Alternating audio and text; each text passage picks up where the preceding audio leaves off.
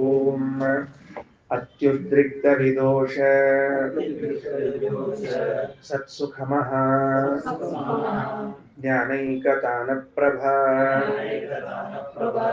ಸರ್ವಪ್ರಾಭವ ಶಕ್ತಿಭೋಗಬಲ ಸತ್ಸಾರಾತ್ಮದಿವ್ಯಾಕೃತಿಂ ಸೃಷ್ಟಿಸ್ಥಾನ ನಿರೋಧ ನಿತ್ಯನಿಯತಿ ಜ್ಞಾನ ಪ್ರಕಾಶಾವೃತಿ ಧ್ವಾಂತ ಮೋಕ್ಷ ವಿಮೋಕ್ಷದಂ ಹರಿಮಜಂ ನಿತ್ಯಂ ಸದೋಪಾಸ್ಮಹೇ 288ನೇ ಪುಟದಲ್ಲಿ ಪಾಠ ಏನಾಯ್ತು?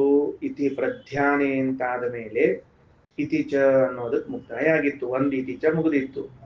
ಉದ್ಗೀತಾಖ್ಯಂ ಪರಂ ವಿಷ್ಣುಂ ಉಪಾಸ್ತ್ಯ ಜಕ್ರುರಂಜಸ ತಥಾಪಿ ಪ್ರಾಣಯೇವಾಸೌ ಪ್ರೀತಿಮಾಗಾದ್ ಉಪಾಸಿತಃ ಅಂತ ಹೇಳಿತ್ತು.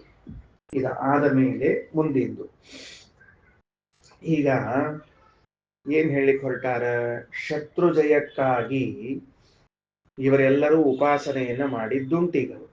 ದೇವತೆಗಳು ಯಾಕ ಮುಖ್ಯ ಪ್ರಾಣದೇವರಲ್ಲಿ ದೇವತೆಗಳು ಮುಖ್ಯ ಪ್ರಾಣದೇವರಲ್ಲಿ ಭಗವಂತನ ಉಪಾಸನೆ ಮಾಡಿದ್ದು ಶತ್ರು ಜಯಕ್ಕೆ. ಇದರ ಫಲ ಏನು ಅಂತ ತಿಳಿದುಕೊಂಡು ಹೇಳಿತ್ತು, ಶತ್ರು ಜಯವಾಗ್ತದ ಅಂತ ಅನ್ನೋದನ್ನ ಹೇಳಿತ್ತು. ಜೊತೆಗೆ ಹಿಂಗ್ ಉಪಾಸನೆ ಮಾಡಿದ ದೇವತೆಗಳು ತಮ್ಮ ನಾಮಗಳನ್ನು ಪಡೆದುಕೊಂಡ್ರು ಅನ್ನುವ ಫಲವನ್ನ ಹೇಳಿತ್ತು. ಈಗ ಮುಂದೆ ಮೂರನೇ ಅಂಶವನ್ನು ಹೇಳಿ ಹೊರಡ್ತಾರೆ. ಏನದು? ಪ್ರಾಣಂ ಪ್ರಾಪ್ಯೈವ ವಿಧ್ವಸ್ತಾಃ ಯಥಾ ಸರ್ವೇ ಅಸುರಾಃ ತಥಾ ತದುಪಾಸಕಸ್ಯ ಯಶ್ಚಾಪಿ ಪ್ರತೀಪಂ ದಾತುಮಿಚ್ಛತಿ ಇತಿ ಚ. ಇದರ ಅನ್ವಯ ನೋಡ್ರಿ ಏನಂತಾರೆ. ಯಥಾ ಅಂತ ಮೊದಲು ಇಟ್ಕೋಬೇಕು. ಯಥಾ ಯಾವ ರೀತಿಯಾಗಿ, ಸರ್ವೇ ಅಸುರಾಃ ಎಲ್ಲ ಅಸುರರು, ಪ್ರಾಣಂ ಪ್ರಾಪ್ಯ ವಿಧ್ವಸ್ತಾ ಏವ ಮುಖ್ಯ ಪ್ರಾಣದೇವರ ಮೇಲೆ ದಾಳಿ ಮಾಡಲಿಕ್ಕೆ ಬಂದು, ಮುಖ್ಯ ಪ್ರಾಣರ ವಿರೋಧವನ್ನ ಮಾಡಲಿಕ್ಕೆ ಬಂದು ನಾಶ ಹೊಂದಿಯೇ ಬಿಟ್ಟರು. ಅದೇ ರೀತಿಯಾಗಿ ಎಲ್ಲದ ಮುಂದ ತಥಾ ಅಂತ ಶಬ್ದದ ತಥಾ ತದುಪಾಸಕಸ್ಯ ಅಪಿ ಮುಖ್ಯ ಪ್ರಾಣದೇವರ ಉಪಾಸನೆಯನ್ನ ಮಾಡುವಂಥವನಿಗೂ ಕೂಡ ಯಹ ಯಾರು ಪ್ರತೀಪಂ ದಾತುಮಿಚ್ಛತಿ ವಿರೋಧವನ್ನ ಉಂಟು ಮಾಡ್ತಾರೋ ಅವನೂ ಕೂಡ ನಾಶವಾಗುತ್ತಾನೆ ಅಂತ ಹೊಸ ಅಂಶ ಬಂತೀಗ. ಅಂದ್ರ ಮುಖ್ಯ ಪ್ರಾಣದೇವರ ಉಪಾಸನೆಯನ್ನ ಮಾಡುವಂಥವ್ರು ಯಾರಿದ್ದಾರೆ ಅವರಿಗೆ ವಿರೋಧ ಮಾಡ್ಲಿಕ್ಕೆ ಹೋಗ್ಬಾರ್ದು.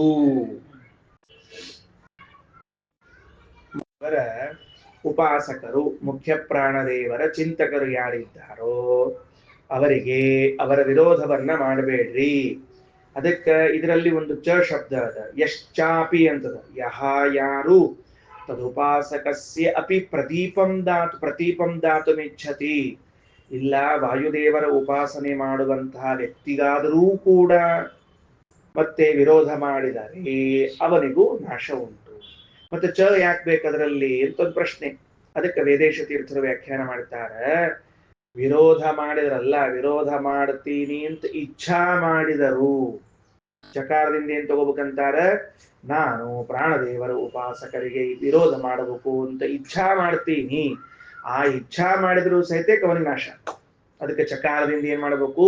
ಹಾಗೆ ಇಚ್ಛಿಸಿದರು ಅಂತ ಅರ್ಥ ಬರ್ಕೊಳ್ರಿ. ಚಕಾರದಿಂದ ಹಾಗೆ ಇಚ್ಛಿಸಿದರು ಅಂದ್ರೆ ಪ್ರಾಣೋಪಾಸಕರಿಗೆ ವಿರೋಧ ಮಾಡುತ್ತೇನೆ ಎಂದು ಇಚ್ಛೆ ಮಾಡಿದರು ಅಂತ ಅರ್ಥ.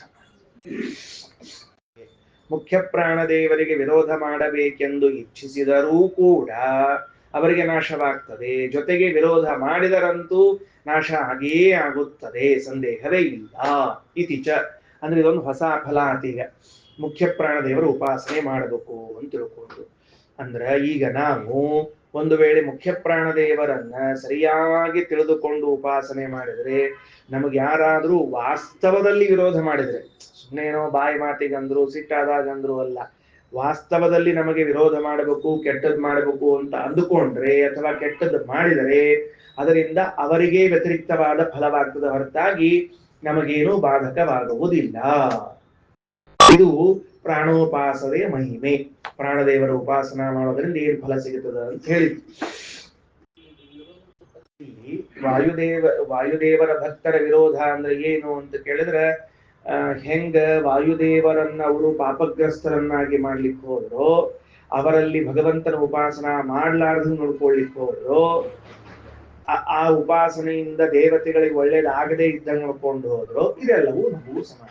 ನಾವು ಪ್ರಾಣದೇವರ ಉಪಾಸನೆ ಮಾಡುವಾಗ ಯಾರಾದ್ರೂ ನಮ್ಮನ್ನ ಪಾಪಿಷ್ಠರನ್ನಾಗಿ ಮಾಡ್ಲಿಕ್ಕೆ ಬಂದ್ರೆ, ತಾವು ಸ್ವತಃ ಪಾಪಿಗಳಿರ್ತಾರೆ, ನಮಗೂ ಪಾಪದ ಸಂಪರ್ಕವನ್ನು ತಂದು ಕೊಡ್ಲಿಕ್ಕೆ ಬಂದ್ರೆ ಅದರಿಂದ ಅವರಿಗೆ ಬಾಧ ಆಗ್ತದೆ. ನಾವು ದೇವರ ಉಪಾಸನೆ ಮಾಡ್ತಾ ಕೂತಿರುವಾಗ ನಮಗೇನಾದ್ರೂ ಮಾಡ್ಲಿಕ್ಕೆ ಬಂದ್ರೆ ಅದರಿಂದ ಅವರಿಗೆ ಅರ್ಥ ಆಗ್ತದೆ. ಹಿಂಗೆ ಇದೇ ವಿಷಯ. ಇನ್ನು ಇದು ಒಂದಾತು. ಇವತ್ತು ಪಾಠ ಪ್ರಾರಂಭ ಆದಾಗ ಇನ್ನೊಂದು ಅಂಶವನ್ನು ಹೇಳ್ತಾರೆ. ಇನ್ನೊಂದು ಯಾವುದು ಅಂತ ಕೇಳಿದ್ರೆ, ಏವಂ ವಿದಿತ್ವಾ ಸಂಸಾರಾನ್ ಮುಕ್ತಿಮೇಷ್ಯತ್ಯ ಸಂಶಯಂ. ಯಾರು ಹಿಂಗ ತಿಳ್ಕೋತಾರೋ ಏನಂತ, ವಾಯುದೇವರು ಭಗವಂತನಿಗೆ ಅತ್ಯಂತ ಪ್ರೀತಿಯ ಪ್ರತಿಮೆಯಾಗಿದ್ದಾರೆ. ಭಗವಂತನ ಪೂಜಾ ಮಾಡ್ಲಿಕ್ಕೆ ಪ್ರಾಣದೇವರಂತಹ ಪ್ರತಿಮಾ ಇನ್ನೊಂದಿಲ್ವೇ ಇಲ್ಲ ಅಂತ ಯಾರು ತಿಳ್ಕೋತಾರೋ, ಪ್ರಾಣದೇವರನ್ನ ಮತ್ತ ಮುಖ್ಯ ಎಲ್ಲ ಜೀವರಿಗಿಂತಲೂ ಉತ್ತಮರಾಗಿದ್ದಾರೆ ಅಂತ ತಿಳಿದುಕೊಳ್ಳುತ್ತಾರೋ ಅವರೇನಾಗ್ತಾರ, ಮೋಕ್ಷವನ್ನ ಹೊಂದುತ್ತಾರೆ. ಇದು ಒಂದು ಹೊಸ ಫಲ ನೋಡ್ರಿ. ಏವಂ ವಿದಿತ್ವ ಅನ್ನೋದ್ರ ವಿವರಣೆಯನ್ನ ಕೊನೆ ಸಾಲ ಮಾಡೋರಿದ್ದಾರೆ, ಅದಕ್ಕೆ ನಾ ಸಂಕ್ಷೇಪ ಮಾಡೀನಿ, ಇಷ್ಟ ತಿಳ್ಕೊಳ್ರಿ. ಏವಂ ವಿದಿತ್ವ, ಯಾರು ಪ್ರಾಣದೇವರನ್ನ ಹಿಂಗ ತಿಳ್ಕೊಂಡು, ಹೆಂಗ ಅಂತ ಮುಂದದ ತಿಳ್ಕೊಂಡು ಉಪಾಸನೆ ಮಾಡ್ತಾರೋ ಅವರು ಸಂಸಾರ ಮುಕ್ತಿ ನಿಶ್ಯತಿ, ಸಂಸಾರದಿಂದ ಬಿಡುಗಡೆಯನ್ನ ಹೊಂದುತ್ತಾರೆ. ಕಲ್ಪನಾವಂತ ಏನಂತ ಹೇಳಿದ್ದು, ಸಂಸಾರದಿಂದ ಮೋಕ್ಷವನ್ನು ಹೊಂದಿಸಲಿಕ್ಕೂ ಮುಖ್ಯ ಪ್ರಾಣದೇವರ ಉಪಾಸನಾ ಕಾರಣ ಅಂತ ಅರ್ಥ. ಏನಾತಪ್ಪ? ಮೋಕ್ಷ ಹೊಂದುತ್ತಾರೆ ಅಂದ್ರೆ ಸಂಸಾರದಿಂದ ಮುಕ್ತಿ. ಅದೇ ಸಂಸಾರಾತ್ ಮುಕ್ತಿ ಮೇಷ್ಯತಿ ಅನ್ನೋದ್ರ ತಾತ್ಪರ್ಯ ಅಷ್ಟು. ಸಂಸಾರಾನ್ ಮುಕ್ತಿ ಮೇಷ್ಯತಿ ಅನ್ನೋದರ ತಾತ್ಪರ್ಯ ಸಂಸಾರದಿಂದ ಬಿಡುಗಡೆ ಹೊಂದುತ್ತಾರೆ ಅಂತ ಶಬ್ದಾರ್ಥ. ಒಟ್ಟಾರೆ ಅಭಿಪ್ರಾಯ ಏನು ಅಂದ್ರೆ ಮೋಕ್ಷ ಹೊಂದುತ್ತಾರೆ ಅಂತ ಅರ್ಥ. ಅಂದ್ರೇನಾತು, ವಾಯುದೇವರ ವಿಷಯದಲ್ಲಿ ನಾವು ಹಿಂಗ ತಿಳಿದುಕೊಳ್ಳುವುದು ಕೂಡ, ಈ ಜ್ಞಾನವೂ ಕೂಡ ಮೋಕ್ಷ ಪ್ರಯೋಜಕವಾಗಿದೆ. ಏನ್ ತಿಳ್ಕೊಳ್ಳೋದು ಕೂಡಪ್ಪ, ಏನ್ ತಿಳ್ಕೊಳ್ಳೋದು ಅಂದ್ರೆ ಅವರು ಜೀವೋತ್ತಮರಾಗಿದ್ದಾರೆ, ಭಗವಂತನ ಪೂಜೆಗೆ ವಿಶಿಷ್ಟ ಪ್ರತಿಮಾ ಆಗ್ಯಾರ, ಅಸಾಧಾರಣ ಪ್ರತಿಮಾ ಆಗ್ಯಾರ, ಪಾಪಲೇಪರಹಿತರಾದ ಪ್ರತಿಮೆಯಾಗಿದ್ದಾರೆ ಅಂತ ತಿಳಿದುಕೊಳ್ಳುವುದು, ಉಪಾಸನೆ ಮಾಡುವುದು ಕೂಡ ಎದಕ್ಕೆ ಉಪಯೋಗ ಬೀಳ್ತದೆ ಅಂತಂದ್ರೆ ನಮ್ಮ ಮೋಕ್ಷಕ್ಕೆ ಉಪಯೋಗ ಬೀಳುತ್ತದೆ. ಮತ್ತೊಂದು ಫಲ ಅರ್ಥಾತ್ ದೈತ್ಯ ಭೋಗಾವಿದ್ಧ ಪಾಪಾವಿದ್ಧ ಅನ್ನೋದ್ರ ವಿವರಣೆ ಇದೆಲ್ಲ ಮಂತ್ರಾಲಯ ಸ್ವಾಮಿಗಳು ಹೇಳಿದ್ರೆ ವಿವರಣೆ ಅಂದ್ರೆ ಇದನ್ನ ಅಷ್ಟು ಸಂಗ್ರಹ ಮಾಡಿರೋ ಚಂದಾಗಿ. ಏನು ತಿಳಿತೇನು? ದೈತ್ಯ ಭೋಗಾವಿದ್ಧ ಪಾಪಾವಿದ್ಧ ಅನ್ನುವ ಎರಡು ಶಬ್ದಕ್ಕೆ ಇಷ್ಟು ಚಂದೋಗಿದೆ ವಿವರಣೆ ಕೊಡ್ಬೇಕಾಗ್ತದೆ. ಏನಂತಾರೆ, ಏವಂ ವಿದಿತ್ವಾ ಸಂಸಾರಾನ್ ಮುಕ್ತಿಮೇಷ್ಯತ್ಯ ಸಂಶಯಂ. ಇದ್ರ ಮೇಲೆ ಶ್ರೀಮದಾಚಾರ್ಯ ಒಂದು ಪ್ರಶ್ನೆ ಮಾಡಿಕೊಂಡ್ರು. ಏನು ಅಂದ್ರೆ ಅಲ್ಲಿ ಮಂತ್ರದಲ್ಲಿ ಅದ ಪ್ರಶ್ನೆ ಅದ, 9ನೇ ಮಂತ್ರದಾಗ ಅದ ಅದು. ಏವಂ ತಥೋ ವಿದ್ವಾ ಉತ್ಕ್ರಾಮತಿ ವ್ಯಾದಾತ್ತೇವ ಅಂತತ ಇತಿ.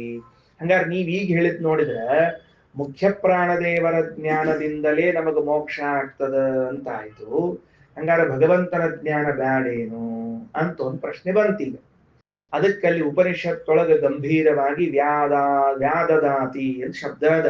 286ನೇ ಪುಟದಲ್ಲಿ 9ನೇ ಮಂತ್ರ, ನೈವೇತೇನ ಸುರಭಿನ ದುರ್ಗಂಧಿ ವಿಜಾನಾತಿ ಎನ್ನುವ ಕೆಳಗಿನ ಸಾಲಿನಲ್ಲಿ ಏವಂ ತಥೋ ವಿತ್ವಾ ಉತ್ಕ್ರಾಮತಿ ವ್ಯಾದದಾತ್ತೇವಾಂತತ ಇತಿ ಅಂತದ. ಆ ವ್ಯಾದದಾತ್ತೇವ ಅಂತತ ಇತಿ ಅನ್ನೋ ಶಬ್ದಕ್ಕೆ ವಿವರಣೆ ಕೊಡ್ಲಿಕ್ಕತ್ತಾರ. ಏನು ಮೋಸ ಇಲ್ಲ ನಮಗ, ಏನ್ ಸಮಸ್ಯೆ ಇಲ್ಲ ಅಂತಂದ್ರೆ ನಾವು ಪ್ರಾಣದೇವರನ್ನ ತಿಳ್ಕೊಂಡ್ರೆ ಮೋಕ್ಷ ಹೊಂತೀವಿ. ಹಂಗಾರ ಭಗವಂತನ ಜ್ಞಾನ ಆಗದೆ ಹೋಗ್ತದೇನು ಅಂದ್ರೆ ಹಂಗ ಅನ್ಕೊಳ್ಳೇಬೇಡ್ರಿ. ಯಾವ ವ್ಯಕ್ತಿ ಪ್ರಾಣದೇವರನ್ನ ಹಿಡ್ಕೊಂಡಾನೋ ಆ ಪ್ರಾಣದೇವರು ಭಗವಂತನ ಜ್ಞಾನವನ್ನ ಮಾಡಿಸಿಯೇ ಕೈ ಬಿಡುತ್ತಾರ. ಅವ್ರ ಜವಾಬ್ದಾರಿ ಪ್ರಾಣದೇವ್ರ ಜವಾಬ್ದಾರಿ. ಪ್ರಾಣದೇವರನ್ನ ಸರಿ ತಿಳ್ಕೊಂಡಿರಿಲ್ಲೋ, ಪ್ರಾಣದೇವರನ್ನ ಸರಿ ತಿಳ್ಕೊಂಡದ್ದಕ್ಕ ಏನ್ ಫಲಪ ಅಂದ್ರೆ ಪ್ರಾಣದೇವರು ಭಗವಂತನ ಜ್ಞಾನ ಮಾಡಿಸ್ತಾರೆ. ಮೋಕ್ಷ ಕೊಡ್ತಾರ ಅಂತ ಹೆಂಗೋ ಹಂಗ ಭಗವಂತನ ಜ್ಞಾನವನ್ನ ಮಾಡಿಸ್ತಾರ ಅಂತೂ ಅರ್ಥ. ಎರಡು ಕೆಲಸ ತಗೊಳ್ರಿ. ಹೆಂಗಪ್ಪ ಅಲ್ರಿ ಅಲ್ಲಿರೋ ಶಬ್ದ ಉಪನಿಷತ್ನೊಳಗ ವ್ಯಾದದಾತಿ ಅಂತ ಇಷ್ಟ ಅದ. ಅದರೊಳಗೆ ಹೆಂಗ್ ಪರಮಾತ್ಮನ ಜ್ಞಾನ ಅಂತ ಬಂತು ಅಂದ್ರೆ ವೀತಿ ವಿಷ್ಣು ಸಮುದ್ದಿಷ್ಟ. ವ್ಯಾದದಾತಿ ಅಂತ ಹೆಂಗ್ ಬಿಡಿಸ್ಬೇಕು? ವಿ ಪ್ಲಸ್ ಆದದಾತಿ ಅಂತ ಬಿಡಿಸ್ಬೇಕು. ಬರ್ಕೊಂಡಿಟ್ಕೊಳ್ರಿ. ವಿ ತಳಗ ವಿಷ್ಣು ಅಂತ ಬರ್ಕೊಳ್ರಿ.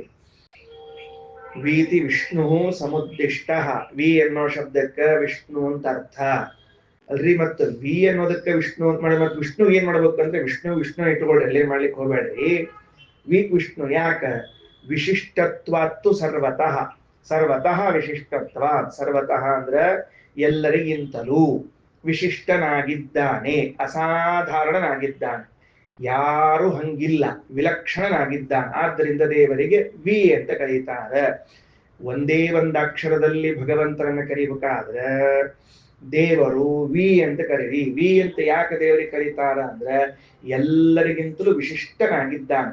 ಎಲ್ಲರಿಗಿಂತಲೂ ವಿಶಿಷ್ಟ ಅಂತ ಯಾವಾಗ ಅನ್ಬಹುದು ಅಂದ್ರೆ ಇವನಲ್ಲಿ ಉಳಿದವರಲ್ಲಿ ಇರಬಾರ್ದ್ರಿ, ಅವಾಗ ವಿಶಿಷ್ಟ ಅಂತ.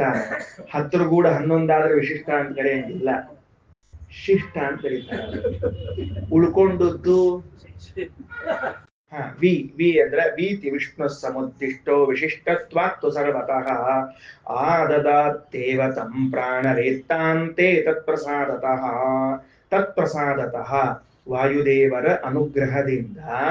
ವಾಯುದೇವರು ಇಚ್ಛಾ ಮಾಡ್ತಾರಂತ. ಏನ್ ಇಚ್ಛಾ ಮಾಡ್ತಾರ? ನೋಡ್ ಪಾಪ ಅವ ನನ್ನ ಇಷ್ಟು ಸರಿ ತಿಳ್ಕೊಂಡಾನ, ನನ್ನ ಬಗ್ಗೆ ಯಥಾರ್ಥವಾಗಿ ತಿಳ್ಕೊಂಡದ್ದಕ್ಕೆ ಅವಂಗೊಂದೇನ್ರ ಫಲ ಕೊಡ್ಬೇಕಲ್ಲ. ಮತ್ತ ಅಲ್ರಿ ಮೋಕ್ಷ ಕೊಡ್ಲಿಕ್ಕತ್ತಿಲ್ಲ ಅಂದ್ರ ಅದಲ್ಲ, ಆ ಮೋಕ್ಷಕ್ಕೆ ಉಪಯೋಗ ಬೀಳುವಂತಹದ್ದು ಒಂದೇನ್ರ ಕೊಡ್ಬೇಕಲ್ಲ. ಗೊತ್ತಾಗ್ತಿಲ್ಲ? ಅದಕ್ಕೆ ಏನ್ ಕೊಡ್ಬೇಕು ಅಂದ್ರೆ ಆದದಾತ್ತೇವ ತಮ್ಮ ಪರಮಾತ್ಮನನ್ನು ಆದದಾತ್ತೇವ ತಿಳಿದುಕೊಂಡೇ ತಿಳ್ಕೋತಾನ. ಈಗ ಶಬ್ದ ಬರ್ಕೊಂಡ್ರಲ್ಲ ವಿ ಪ್ಲಸ್ ಆದದಾತಿ ಅಂತ ಪುಸ್ತಕದಾಗ. ಆ ಆದದಾತಿ ಎನ್ನುವಲ್ಲಿ ತಿಳ್ಕೊಳ್ಳೋದು ಅಂತ ಅರ್ಥ ಬರ್ಕೊಳ್ರಿ. ತಿಳಿದುಕೊಳ್ಳುತ್ತಾನೆ. ಧಾತುನ ಅನೇಕ ಅರ್ಥತ್ವ.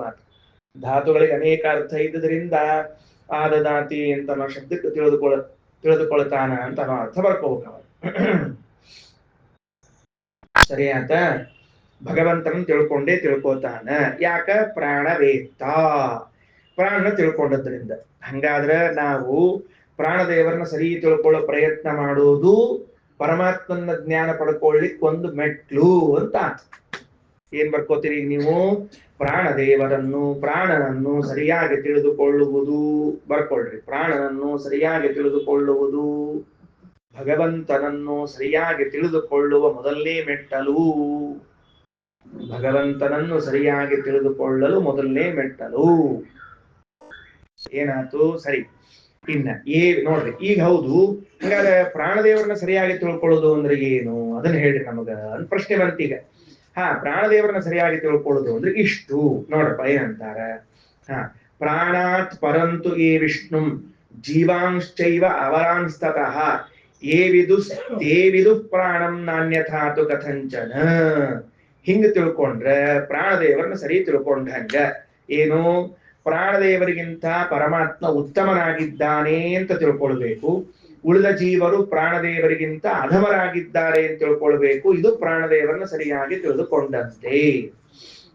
ಏನಾಯ್ತು? ಪ್ರಾಣದೇವರನ್ನ ಸರಿಯಾಗಿ ತಿಳಿದುಕೊಳ್ಳುವುದು ಅಂದ್ರೆ ಏನು? ಭಗವಂತ ಪ್ರಾಣದೇವರಿಗಿಂತ ಉತ್ತಮನಾಗ್ಯಾನ. ಗರುಡಶೇಷಾದಿ ದೇವತೆಗಳು ಭಗವಂತನಿಗಿಂತ ಅಧಮರಾಗಿದ್ದಾರೆ, ವಾಯುದೇವರಿಗಿಂತ ಅಧಮರಾಗಿದ್ದಾರೆ. ವಾಯುದೇವರು ಮಧ್ಯಮರೆನಿಸಿದ್ದಾರೆ ಅಂತ ತಿಳಿದುಕೊಳ್ಳುವುದೇ ವಾಯುದೇವರನ್ನ ಸರಿಯಾಗಿ ತಿಳಿದುಕೊಂಡಂತೆ. ಏನು? ವಾಯುದೇವರನ್ನ ಏನ್ ಕರಿಬೇಕು? ಮಧ್ಯಮ ಅಂತ ತಿಳ್ಕೊಳ್ಬೇಕು. ಅವರು ಸೇತುವೆ, ಬ್ರಿಡ್ಜ್. ಅವರು ಎಷ್ಟು ಚಂದ ಜ್ಞಾನ ವಾಯುದೇವರನ್ನು ತಿಳ್ಕೊಳ್ಳುವುದು ಅಂದ್ರೆ. ವಾಯುದೇವರು ನಮಗೆ ಸೇತುವೆ ಆಗ್ಯಾರ, ಬ್ರಿಡ್ಜ್ ಆಗ್ಯಾರ ಅಂತ ತಿಳ್ಕೊಳ್ಳೋದು ಚಲೋ ಅಲ್ಲ?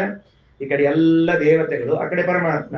ಇವ್ರನ್ನೆಲ್ಲ ಕರ್ಕೊಂಡು ಹೋಗಿ ಕಡೆ ಮುಟ್ಸಿ ಅವ್ರದೆಲ್ಲ ಪ್ರಸಾದ ಇವ್ರ ಕಡೆ ತಂದು ಮುಟ್ಟಿಸ್ಬೇಕಲ್ಲ. ಮತ್ತೆ ಅದಕ್ಕ ನೋಡ್ರಿ ಏನಾಯ್ತು? ಪ್ರಾಣಾತ್ ಪರಂತು ಏ ವಿಷ್ಣು. ಪ್ರಾಣದೇವರಿಗಿಂತಲೂ ಪರಮಾತ್ಮ ಉತ್ತಮನಾಗಿದ್ದಾನೆ. ಪರಂ ಅಂದ್ರೆ ಉತ್ತಮ ಅಂತ ಅರ್ಥ. ಜೀವಾಂಶ್ಚೈವ ಅವರಾಂಸ್ತತಃ ಜೀವಾನ್ ಅವರಾನ್ ಏವ. ಜೀವರೆಲ್ಲರೂ ಅವರರು ಅಂದ್ರೆ ಅಧಮರು. ಏ ವಿಧು ಯಾರು ಹಿಂಗ್ ತಿಳ್ಕೋತಾರೋ ತೇ ಪ್ರಾಣಂ ವಿದುಹು, ಅವರು ಪ್ರಾಣನ ತಿಳ್ಕೊಂಡಂಗ. ನಾನ್ಯಥಾತು ಕಥಂಚನ, ಇದನ್ನ ಬಿಟ್ಟು ಬೇರೆ ರೀತಿ ತಿಳ್ಕೊಂಡ್ರೆ ಪ್ರಾಣದೇವರನ್ನ ಸರಿ ತಿಳ್ಕೊಂಡಂಗಲ್ಲ. ಸರಿ ಆಯ್ತಾ? ಒಂದು ತಗೊಂಡ್ಬರ್ರಿ. ಈಗ ಇಲ್ಲಿ ಮಂತ್ರ ನೋಡ್ರಿ, ಎಲ್ಲಿ ಮಂತ್ರ ನೋಡ್ಬೇಕು ಅಂದ್ರೆ 285ನೇ ಪುಟದಲ್ಲಿ ಕೆಳಗೆ ಎರಡನೇ ಮಂತ್ರ ನಾಸಿಕ್ಯಂ ಪ್ರಾಣಂ ಉದ್ಗೀತಂ ಅಂತದ. ಮೂರನೇ ಮಂತ್ರದಾಗ ವಾಚಂ ಉದ್ಗೀತಂ ಅಂತದ. ಮುಂದಿನ ಪೇಜ್ ತಿರುಗಿಸ್ರಿ. ಚಕ್ಷುಹು ಉದ್ಗೀತಂ, ಶ್ರೋತ್ರಂ ಉದ್ಗೀತಂ ಅಂತದ. ಇಲ್ಲೇನದರಿ, ಶಬ್ದಗಳು ಸಮಾನ ವಿಭಕ್ತಿ ಎಲ್ಲವ. ಸಮಾನ ವಿಭಕ್ತಿ ಎಲ್ಲವ ಅಂದ್ರೆ ಒಂದ ಎರಡು ಪ್ರಥಮ ವಿಭಕ್ತಿ ಒಳಗವ, ಇಲ್ಲ ಎರಡು ದ್ವಿತೀಯ ವಿಭಕ್ತಿ ಒಳಗವ. ತಿಳಿತೇನು ಏನಂತ ಹೇಳಿ? ಈಗ ನಾಸಿಕ್ಯ ಪ್ರಾಣನನ್ನು ಉದ್ಗೀತನನ್ನು ಉಪಾಸನೆ ಮಾಡ್ರಿ ಅಂತ ಅಲ್ಲಿಗತ್ತ. ಇದು ವಾಕ್ಯ ಸರಿ ಹೊಂದಂಗಿಲ್ಲ. ವಿಷಯ ಏನ್ ಬೇಕಾಗ್ಯದ? ನಾಸಿಕ್ಯ ಪ್ರಾಣನಲ್ಲಿ ಉದ್ಗೀತನನ್ನು ಉಪಾಸನ ಮಾಡಿದ್ರು, ಅಥವಾ ವಾಗೀಂದ್ರಿಯದಲ್ಲಿ ಅಗ್ನಿಯಲ್ಲಿ ಪರಮಾತ್ಮನನ್ನು ಉಪಾಸನ ಮಾಡಿದ್ರು ಅಂತ. ಒಂದು ಸಪ್ತಮಿ ಬೇಕಾಗ್ಯದ, ಒಂದು ಪ್ರಥಮ ಬೇಕಾಗ್ಯದ. ಮತ್ತೆ ಹಿಂಗ್ ಹೇಳಿದಲ್ಲ, ಇದಕ್ಕೆ ಹೆಂಗ್ ವ್ಯವಸ್ಥೆ ಮಾಡಬೇಕು ಅಂದ್ರೆ ಅದಕ್ಕೆ 288ನೇ ಪುಟ. ಪ್ರಾಣ ಉದ್ಗೀತ ಇತ್ಯಾದ್ಯ ನಾಮ ಬ್ರಹ್ಮಾದಿಕಾಸ್ತಥಾ ಸಪ್ತಮ್ಯರ್ಥ ಸಮುದ್ದಿಷ್ಟಾಃ ಸಪ್ತಸು ಪ್ರಥಮಾಯತಃ ಪ್ರಾಣಮುತ್ಕೀತ ಮಿಥ್ಯಾದ್ಯಾಃ ದ್ವಿತೀಯ ಸಪ್ತಮೀ ಮತಾ. ಎರಡೂ ಕಡೆಗಳಲ್ಲೂ ಕೂಡ ಎಲ್ಲಿ ನಿಮಗ ಪ್ರಥಮ ವಿಭಕ್ತಿ ಅಂತ ಅನಿಸ್ತದ ಅಲ್ಲಿಯೂ, ಎಲ್ಲಿ ದ್ವಿತೀಯ ವಿಭಕ್ತಿ ಅನಿಸ್ತದ ಅಲ್ಲಿಯೂ ಕೂಡ, ಅಂದ್ರೆ ಮೊದಲನೇ ಶಬ್ದ ಮೊದಲನೇ ಪದಗಳು ಅಲ್ಲಿ ಸಪ್ತಮಿ ವಿಭಕ್ತಿಯ ಅರ್ಥವನ್ನ ಮಾಡಿಕೊಳ್ಳಿರಿ. ಅಂದ್ರೆ ಉದಾಹರಣೆಗೆ ಈಗ ವಾಚಂ ಉದ್ಗೀತಂ ಉಪಾಸೀತ ಅಂತದ. ವಾಚಂ ಉದ್ಗೀತಂ ಉಪಾಸೀತ ಅಂದ್ರ ಮಾತನ್ನು ಉದ್ಗೀತನೆಂದು ಉಪಾಸನಾ ಮಾಡ್ರಿ ಅಂತದ. ಮಾತನ್ನು ಅಲ್ಲ, ಮಾತಿಗೆ ಅಭಿಮಾನಿಯಾದ ಅಗ್ನಿಯಲ್ಲಿ ಉದ್ಗೀತನನ್ನು ಉಪಾಸನಾ ಮಾಡ್ರಿ. ಹಂಗಾರ ದ್ವಿತೀಯ ವಿಭಕ್ತಿಯನ್ನು ಯಾವ ವಿಭಕ್ತಿಯ ಅರ್ಥದಲ್ಲಿ ತೆಗೆದುಕೊಂಡಿವ ನಾವು?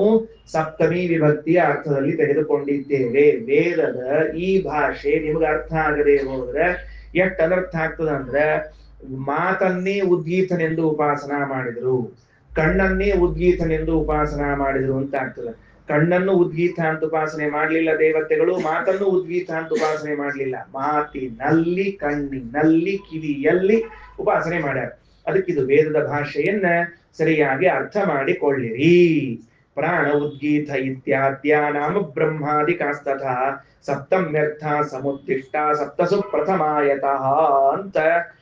ಇದು ಹೌದು, ಹೆಂಗ್ ಅರ್ಥ ಮಾಡ್ಕೊಳ್ಳಿಕ್ ಬರ್ತದ ನಮಗ ಅಂದ್ರೆ ವ್ಯಾಕರಣ ಸೂತ್ರ.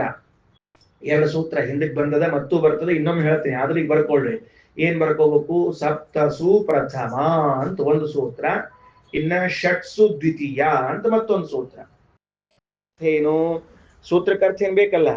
ಯಾಕಂದ್ರೆ ನಮ್ಮ ಸಪ್ತಸು ಪ್ರಥಮ ಅಂದ್ರೆ ಪ್ರಥಮ ವಿಭಕ್ತಿಯಲ್ಲಿ ಹೇಳಿದ್ದನ್ನು 7 ವಿಭಕ್ತಿಗಳಲ್ಲಿ ಅರ್ಥ ಮಾಡಬಹುದು. ಪ್ರಥಮ ವಿಭಕ್ತಿಯಲ್ಲಿ ಹೇಳಿದ ಪದಕ್ಕೆ 7 ವಿಭಕ್ತಿಗಳ ಅರ್ಥ ಹೇಳಬಹುದು. ಬರ್ಕೊಂಡಿಟ್ಕೊಳ್ರಿ. ಅದಾದ ಮೇಲೆ ವಿಭಕ್ತಿಯಲ್ಲಿ ಹೇಳಿದ್ದಕ್ಕೆ 7 ವಿಭಕ್ತಿಯ ಅರ್ಥ ಅಂದ್ರೆ ಏನು? ಈಗ ಉದಾಹರಣೆಗೆ ನಾನು ಅಂತ ಹೇಳಿದೆ, ಪ್ರಥಮ ವಿಭಕ್ತಿಯ ಅರ್ಥದು. ಅಹಂ ಅಂತ ಹೇಳಿದೆ. ಅವಾಗ ನಾನು ಅಂತ ಹೇಳಿದ್ದು ವೇದದಲ್ಲಿ ನಿಮಗ ಅಲ್ಲಿ ಹಿಂದೆ ಮುಂದಿನ ವಾಕ್ಯಗಳನ್ನು ನೋಡಿಕೊಂಡು ನನ್ನನ್ನು ಅಂತೂ ಅರ್ಥ ಮಾಡಬಹುದು. ಆದ್ರೆ ಪದ ಏನಿರ್ತದೆ? ನಾನು ಅಂತೆ ಪದ ಇರ್ತದೆ. ನನ್ನಿಂದ ಅಂತೂ ಅರ್ಥ ಮಾಡಬಹುದು. ಪದ ಏನಿರ್ತದೆ? ನಾನು ಅಂತ ಪದ ಇರ್ತದೆ. ರಾಮ ಅಂತ ಪದ ಅದ, ಸಪ್ತಸು ಪ್ರಥಮ ಅಂತ ಸೂತ್ರ ಉಪಯೋಗಿಸಿದೆ. ಅದಕ್ಕೆ ಅರ್ಥ ಏನು ಅಂದ್ರೆ ರಾಮಂ ಅಂತೂ ಅರ್ಥ ಮಾಡಬಹುದು, ರಾಮೇಣ ಅಂತೂ ಅರ್ಥ ಮಾಡಬಹುದು, ರಾಮಾಯ ರಾಮ, ರಾಮಸ್ಯ ರಾಮೇ. ಹಿಂಗ ಆ 7 ವಿಭಕ್ತಿಗಳ ಅರ್ಥವನ್ನು ಮಾಡ್ಲಿಕ್ಕೆ ಬರ್ತದ. ಇದು ವೈದಿಕ ಭಾಷೆ. ಈ ಭಾಷಾ ನಮಗೆ ಅರ್ಥ ಆಗದೆ ಇದ್ರೆ ವೇದ ಓದ್ಲಿಕ್ಕೆ ಹೋಗ್ಬಾರ್ದು. ಅದಕ್ಕೆ ತತ್ವಮಸಿ ಅಂತ ವಾಕ್ಯ ಬರ್ತದೆ, ಇದ ಛಾಂದೋಗ್ಯೋಪನಿಷತ್ನೊಳಗೆ. ಅವಾಗ ಶ್ರೀಮದಾಚಾರ್ಯರು ಟೀಕಾಕೃತ ಅರ್ಥ ಮಾಡ್ತಾರ. ತತ್ ಅಂತ ಪ್ರಥಮ ವಿಭಕ್ತಿಯೊಳಗದಪ್ಪ. ವೇದದ ಭಾಷೆ ಅರ್ಥ ಮಾಡಿಕೊಂಡ್ರ 7 ವಿಭಕ್ತಿಯೊಳಗೆ ಹೇಳ್ಬೇಕಲ್ಲಿ. ತತ್ವಮಸಿ ಅಂದ್ರೆ ಅವನು ನೀನಾಗಿದ್ದೀಯಲ್ಲ, ನಿನ್ನಲ್ಲಿ ಅವನಿದ್ದಾನ, ಅಥವಾ ನೀನು ಅವನ ದಾಸನಾಗಿದ್ದಿ. ಹಿಂಗೆಲ್ಲ ಬೇರೆ ಬೇರೆ ಅರ್ಥಗಳನ್ನ ಮಾಡ್ಲಿಕ್ಕೆ ಬರ್ತದ. ಎಲ್ಲರಿಗೂ ಎಲ್ಲಾ ಕಡೆ ಬರ್ತದೆ. ಹೌದು, ಎಲ್ಲ ಕಡೆಗೆ ಬರ್ತದೆ. ನೀವು ವೈದಿಕ ಭಾಷೆ ಆಯ್ತು, ನೀವೆಲ್ಲೇ ಪ್ರಥಮ ಹಿಂಗೆಲ್ಲೇ ಬೇರೆ ಕಡೆಗೆ ಪ್ರಥಮ ವಿಭಕ್ತಿ ಬಂದ್ರೆ ಉಳಿದು ಏಳು ವಿಭಕ್ತಿ ಮಾಡ್ಲಿಕ್ಕೆ ಬಂದ ಬರ್ತದೆ. ಇನ್ನೊಂದದ ಅಲ್ಲಿ ಅದು ನ ಪ್ರತೀಕೇನ ಹಿ ಸಹ ಅಂತ ಒಂದು ಅಧಿಕರಣ ಬರ್ತದೆ, ಅಲ್ಲಿ ಬರ್ದಾರ ನೋಡಿ, ನಾಮ ಬ್ರಹ್ಮಾದಿಕಾಸ್ತಥ ಅಂತ ಬರ್ದಾರ. ಅಲ್ಲೇ ಆ ಶ್ಲೋಕದಾಗೆ ಪ್ರಾಣ ಉದ್ಗೀತ ಇತ್ಯಾದ್ಯ ನಾಮ ಬ್ರಹ್ಮಾದಿಕಾಸ್ತಥ ಅಂತದ ಇಲ್ಲೋ, ಅಲ್ಲಿ ನಾಮ ಬ್ರಹ್ಮೇತ್ಯುಪಾಸೀತ ಅಂತ ಒಂದ್ ಮಂತ್ರದ. ನಾಮ ಅಂದ್ರ ನಾಮಾಭಿಮಾನಿಯಾದ ಉಷಾದೇವಿ, ಅವಳನ್ನೇ ಬ್ರಹ್ಮ ಅಂತ ಉಪಾಸನೆ ಮಾಡ್ರಿ ಅಂದ್ರೆ ಅಲ್ಲ, ನಾಮಾಭಿಮಾನಿಯಾದ ಉಷಾದೇವಿಯಲ್ಲಿ ಭಗವಂತನ ಉಪಾಸನೆಯನ್ನ ಮಾಡ್ರಿ. ಹಿಂಗ ಬೇರೆ ಬೇರೆ ಕಡೆಯಲ್ಲಿ ಬರ್ತದೆ, ಅಲ್ಲೆಲ್ಲ ತಗೊಳ್ಬೇಕು ಅಂತ ಅರ್ಥ. ಆಯ್ತಾ? ಮುಂದ ಪ್ರಾಣ ಉದ್ಗೀತ ಇತ್ಯಾದ್ಯ ನಾಮ ಬ್ರಹ್ಮಾದಿಕಾಸ್ತಥ ಸಪ್ತಮ್ಯರ್ಥ ಸಮುದ್ದಿಷ್ಟ ಸಪ್ತಸು ಪ್ರಥಮಾಯತಃ ಪ್ರಾಣಮುದ್ಗೀತ ಇತ್ಯಾದ್ಯ ದ್ವಿತೀಯ ಸಪ್ತಮೀ ಮತ ಇತಿ ಚ. ಮುಗಿತಾ? ಇನ್ನೊಂದು ನೋಡ್ರಿ, ಇನ್ನೊಂದು ಮಂತ್ರ ತಗೋಣಂತ. ಇಷ್ಟು ಭಾಷೆ ಆಗಿದೆ, ಮುಂದಿನ ಹೋಗೋಣ ಅಂತ. ಏನಂತಾರ? ಅಥ ಅಧಿದೈವತಂ. ಈಗ ಅಧ್ಯಾತ್ಮದಲ್ಲಿ ಉದ್ಗೀತನ ಉಪಾಸನೆಯನ್ನ ಹೇಳಲಾಯಿತು. ಅಧ್ಯಾತ್ಮ ಅಂದ್ರೆ ದೇಹ. ಈ ದೇಹದ ಒಳಗಡೆಗೆ ಅಧ್ಯಾತ್ಮ ಅಂದ್ರೆ ದೇಹದಲ್ಲಿ ಅಂತ ಅರ್ಥ. ಮತ್ತ ಈ ದೇಹದಲ್ಲಿ ಮುಖ್ಯ ಪ್ರಾಣ ದೇವರಲ್ಲಿ ಉದ್ಗೀತ ನಾಮಕ ಭಗವಂತನ ಉಪಾಸನೆಯನ್ನು ಹೇಳಿದರು. ಇನ್ನು ಅಧಿದೈವದಲ್ಲಿ ಹೊರಗಡೆಗೆ ಹೊಸ ಪಾಠ. ಅಥ ಅಧಿದೈವತಂ. ಅಧಿದೈವದಲ್ಲಿ ಉದ್ಗೀತ ನಾಮಕ ಭಗವಂತನ ಉಪಾಸನೆಯನ್ನು ಮಾಡಬೇಕಲ್ಲ ಅಂದ್ರೆ ಯ ಏವಾಸೌ ತಪತಿ ತಮುದ್ಗೀತಮುಪಾಸೀತ.